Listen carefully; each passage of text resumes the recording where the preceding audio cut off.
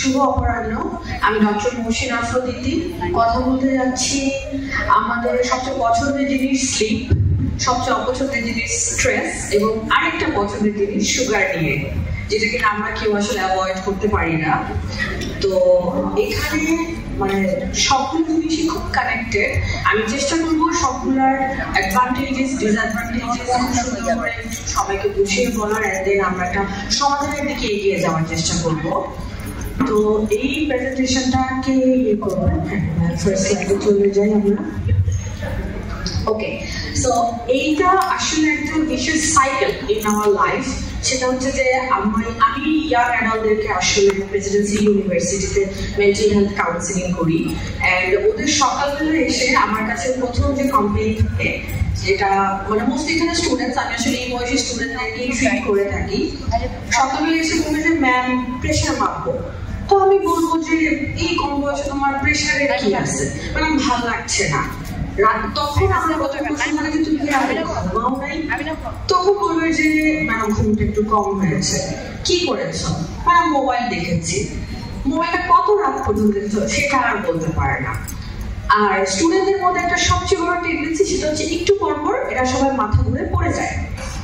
কথা নাই বার্তা নাই, ডেইলি আমার কাছে স্টুডেন্ট আসবে, সেটা হচ্ছে ম্যাডাম ম্যাডাম ম্যাডাম তাড়াতাড়ি আসে, 3 তলায় একজন পড়ে গেছে, 5 তলায় একজন পড়ে গেছে, ঘুম হয় নাই, উল্টা পাল্টা খাওয়া দাওয়া করেছে, ঘুম থেকে উঠে বলতে তাদের স্যালাইন নিয়ে আসে। এদের খুব স্যালাইন টেন্ডেন্সি, ঘুমাবে না, মোবাইল দেখবে, সবকিছু করে।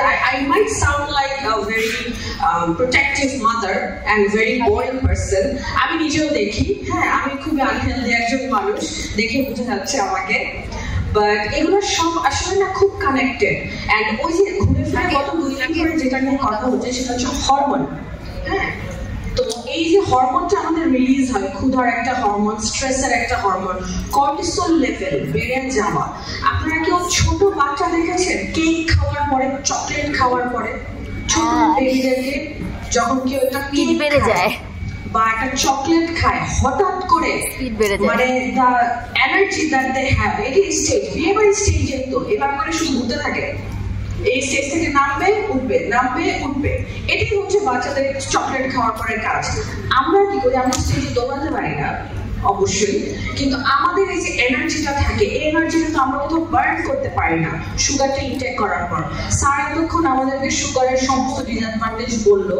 আসলে ডায়াবেটিস এখন একটা মহামারীর মতো, এটা আনঅ্যাভয়েডেবল হয়ে গিয়েছে, যেহেতু এটা জেনেটিক কারণে আমাদের সবার হচ্ছে। তো এইটা আসলে শুধুমাত্র সুগার থেকে হচ্ছে না, এটা স্লিপ থেকেও হচ্ছে, এটা আমাদের স্ট্রেস থেকে হচ্ছে। আমার যে সাইকোলজিস্ট ম্যাডামের আন্ডারে আমি ট্রেনিং করেছি, ম্যাডামের কাছে আমি শুনেছি যে ম্যাডাম একবার আমি গেছি, ম্যাডাম আমার ডিপ্রেশন, আপনি আমাকে ক্লিনিক্যাল ডিপ্রেশন কেন বলছেন? তখন আমি বলছি যে ঢাকা শহরে 60% অফিস যারা করে, জব যারা করে, তাদের সবার ক্লিনিক্যাল ডিপ্রেশন আছে।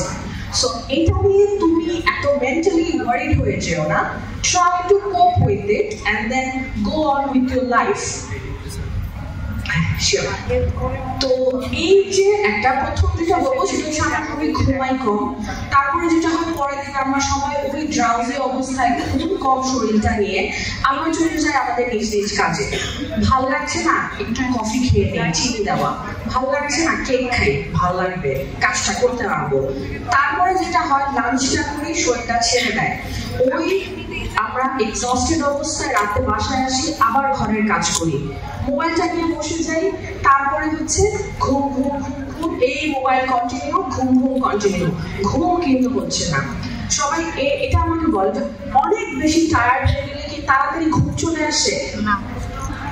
অনেক টায়ার্ড হয়ে গেলে কিন্তু তাড়াতাড়ি আমরা ঘুমাতে পারি না, তখন হচ্ছে ঘুমানো লাগবে ঘুমানো লাগবে ঘুমানো লাগবে, ঘুম আর আসে না, শরীর ছেড়ে দেয়, ঘুম কিন্তু আসে না। তো এইটার কারণ হচ্ছে সেই ফ্যাটিকটা যেটা কিনা সুগার আমাদেরকে দিচ্ছে। তো এইটা থেকে আমরা এখন আস্তে আস্তে চেষ্টা করব, আমি খুব ছোট করে আসলে বলবো, ম্যাডাম আমাদেরকে বলবেন আর একটু ডিটেলসে, উনি আমার সিনিয়র।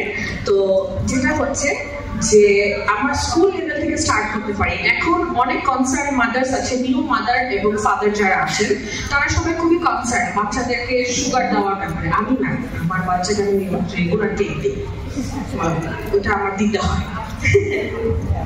তো বাচ্চাদেরকে সুগার দেওয়ার ব্যাপারে সবাই কিন্তু কনসার্ন হয়ে গেছি, তাই না? আমরা কেউ প্যাকেটজাত খাবার থেকে শুরু করে সবকিছুতে সুগার থাকে। তো এটা যারা আমরা চেষ্টা করছি, তো এটা তো টডলাররা তো বুঝে না। তো আমাদের কি করতে হবে? স্কুল থেকে এই জিনিসটাকে স্টার্ট করতে হবে। শুধু দাঁতের প্রবলেম হয় না চকলেট খেলে, চকলেট খেলে কিন্তু আরো অনেক কিছু রিলেটেড এটার সাথে। অ্যান্ড দেন আলটিমেটলি কিন্তু এটা আমাদের লাইফস্টাইল প্র্যাকটিস একটা। আমরা চকলেট কম খাবো, সুগার জাতীয় খাবার কম খাবো, আমরা চেষ্টা করবো ফিজিক্যাল এক্সারসাইজটাকে মানে কন্টিনিউ করার, অথবা আমাদের ডেইলি রুটিনে 10 মিনিট ফিজিক্যাল এক্সারসাইজটাকে ঢোকানোর। এই যে আমরা পা নাচাই অফিসে বসে থেকে, একটা খুব মানে জিনিসটা আমার কাছে খুব অ্যানোয়িং লাগে, বাট এইটা কিন্তু আমাদের এক ধরনের টেন্ডেন্সি।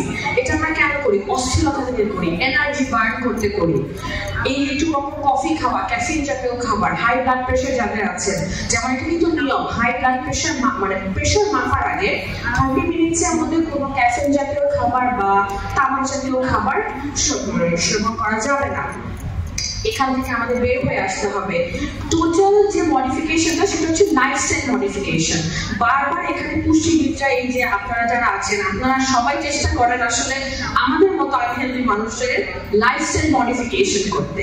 তো লাইফস্টাইল মডিফিকেশনের সাথে স্লিপ, স্ট্রেস, সুগার, তিনটা dangerous S, সব related.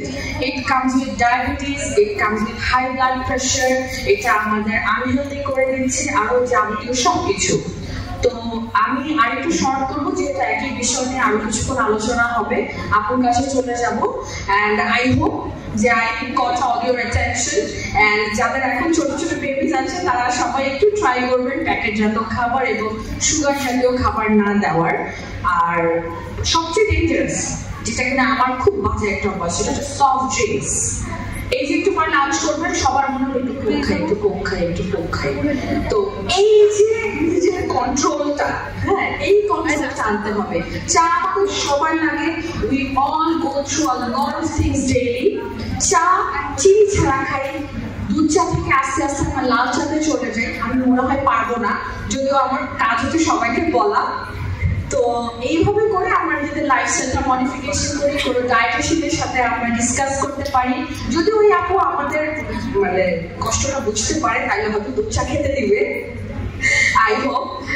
I hope you all enjoy this session.